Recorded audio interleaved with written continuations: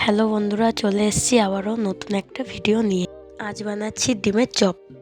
তার জন্য নিয়ে নিয়েছি 4টে ডিম, পরিমাণ মতন আলু, 1 কাপ বেসন আর যাবতীয় মশলা। তো প্রেসার কুকারে পরিমাণ মতন জল দিয়ে 4টে ডিম আর পরিমাণ মতন আলু দিয়ে সেদ্ধ হতে দিয়েছি। আলুগুলো সেদ্ধ হওয়ার পর ভালো করে মাখিয়ে নিচ্ছি। তো কড়াই বসিয়ে বাদামগুলোকে তেল ছাড়া ভালো করে ভেজে নিচ্ছি। দেখো কড়াইতে তেল দিয়ে তেল গরম হয়ে এসছে, জিরে ফোড়ন দিয়ে পেঁয়াজগুলোকে ভালো করে ভেজে নিচ্ছি।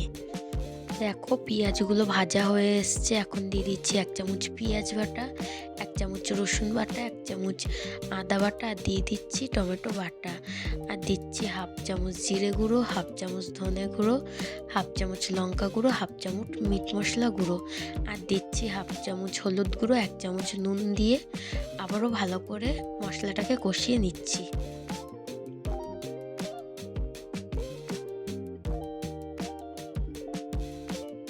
দেখো মশলাটা হয়ে এসছে, এখন আলুগুলোকে দিয়ে ভালো করে মশলার সাথে মিশিয়ে নিচ্ছি।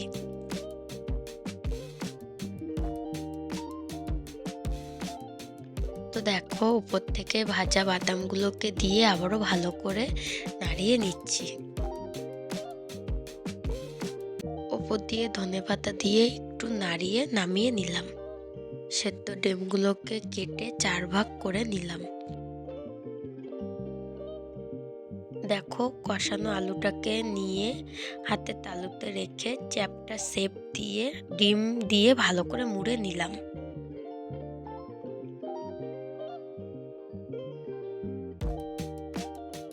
এরপর নিয়েছি 1 কাপ বেসন, 1/2 চামচ খাবার সোডা, 1/2 চামচ হলুদ গুঁড়ো, 1 চামচ নুন দিয়ে পরিমাণ মতন জল দিয়ে ভালো করে মেখে নিচ্ছি।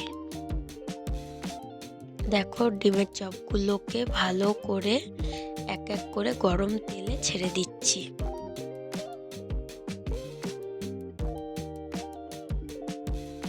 তো দেখো এক সাইড ভাজা হয়ে গেছে, আর একদিক উল্টে দিচ্ছি ভালো করে ভাজার জন্য। দেখো ভাজা হয়ে গেছে, তো একে একে ভালো করে তুলে নিচ্ছি। তো দেখো আমার ডিমের চপ রেডি হয়ে গেছে। কেমন হয়েছে কমেন্টে জানিও। আমার পাশে থেকে আমাকে সাপোর্ট করো, যাতে আরও ভালো ভালো রান্নার ভিডিও নিয়ে আসতে পারি।